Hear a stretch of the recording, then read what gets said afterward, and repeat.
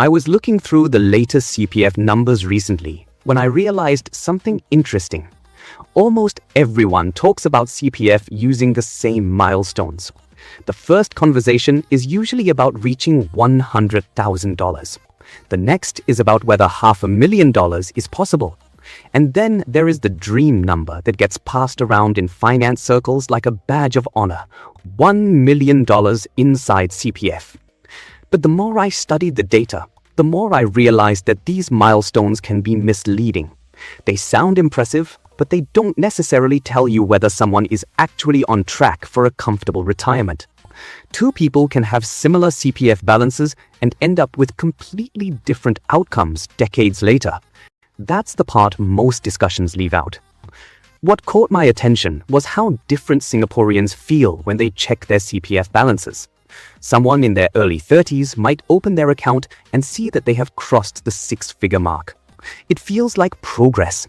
It feels like proof that all those years of work are finally adding up to something tangible. At the same time, someone in their 50s could be looking at a balance below $300,000 and wondering whether they are running out of time. The reality is that both people may be reacting emotionally to numbers without fully understanding what those numbers mean. When I started digging deeper into the latest CPF statistics, I discovered that reaching $100,000 is actually becoming fairly common. For many Singaporeans, that milestone arrives sometime during their early or mid-30s. On the surface, that sounds like great news. After all, six figures is a number that feels substantial. It is the point where savings stop feeling theoretical and start feeling real. Yet this is also where one of the biggest misunderstandings begins. A CPF balance is not simply a retirement account. It is a system that serves multiple purposes at the same time. Housing, healthcare, retirement, and long-term savings are all connected. That means the balance you see today may not be the balance that continues compounding untouched for the next 30 years. When I think about the people who eventually build significant CPF wealth, one pattern appears again and again. They understand that every housing decision creates a long-term consequence. Buying a home is important. Owning property provides security and stability. But every dollar withdrawn from CPF for housing is also a dollar that loses years of future compounding. This is where the story becomes interesting. Most people focus on income. They assume the highest earners will automatically have the largest retirement balances. Income certainly matters, but it is not the entire picture. Two people earning similar salaries can end up hundreds of thousands of dollars apart by retirement age simply because one consistently protected more of their CPF savings from unnecessary withdrawals. The difference often starts small. It might be a modest housing upgrade.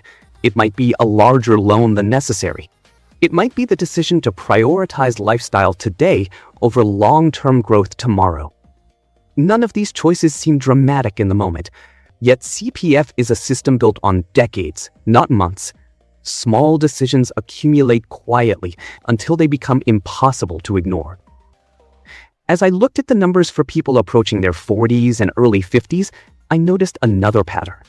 The balances continue growing steadily, but the gap between individuals becomes much wider. Some people are progressing comfortably.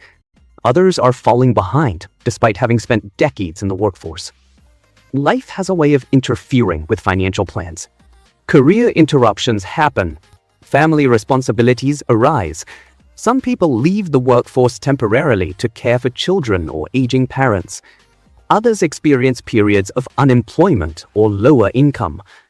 These realities don't show up in motivational finance videos, but they show up very clearly in retirement balances.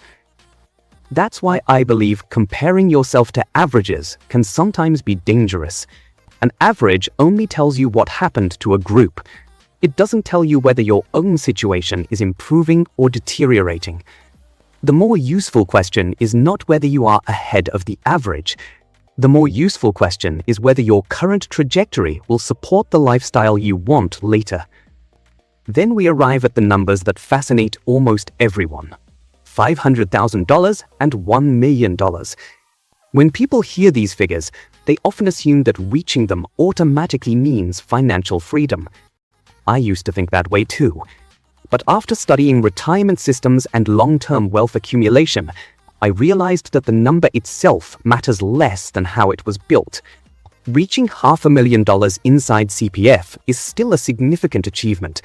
It usually reflects decades of consistent contributions, disciplined financial decisions, and the ability to let compounding do its work. It rarely happens by accident.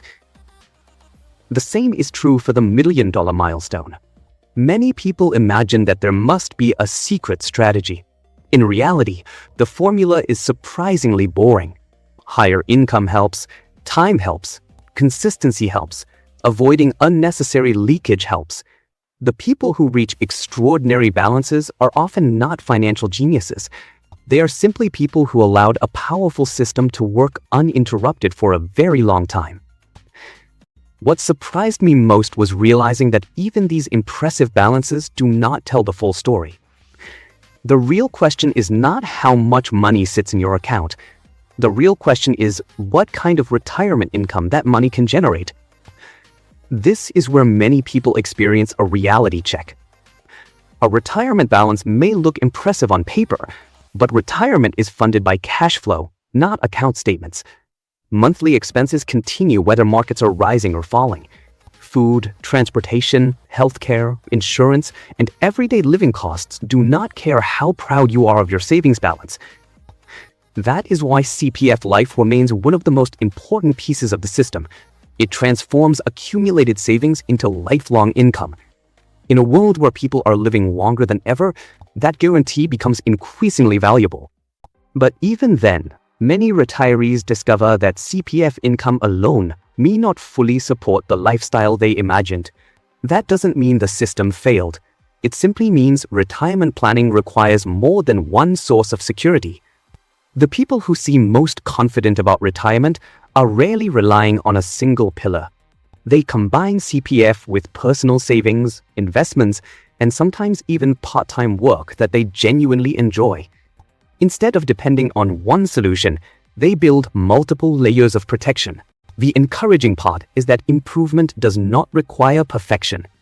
One of the biggest lessons I learned from studying CPF is that small actions can have surprisingly large consequences over time. A decision made at 35 can produce results that are almost unrecognizable by 65. The reverse is also true. Delaying action for decades can make catching up much harder than most people expect. This is why I believe retirement planning is less about chasing milestones and more about building habits. A six-figure CPF balance feels good. A $500,000 balance feels even better. $1 million sounds extraordinary, but none of those numbers guarantee peace of mind on their own. What creates confidence is knowing that your financial system is moving in the right direction. It is understanding where your money is going, why it is growing, and what kind of future income it can realistically provide. After spending time studying these numbers, I came away with a very different perspective. The biggest advantage in CPF is not necessarily earning the highest salary. It is understanding how the system works early enough to make better decisions consistently. Every housing choice matters. Every contribution matters. Every transfer, top-up, and long-term decision matters. Most importantly, every year matters. The people who eventually enjoy the strongest retirement outcomes are usually not the ones who found a shortcut. They are the ones who respected the power of time. They allowed decades of compounding to do what decades of compounding do best. So if there is one lesson I would share from everything I learned, it is this. Stop obsessing over whether you have reached a particular CPF milestone. Instead, focus on whether your current decisions are moving you closer to the retirement you actually want. Because in the end, financial freedom is not defined by a round number on a statement. It is defined by the choices, opportunities, and peace of mind that number creates when you finally decide to stop working.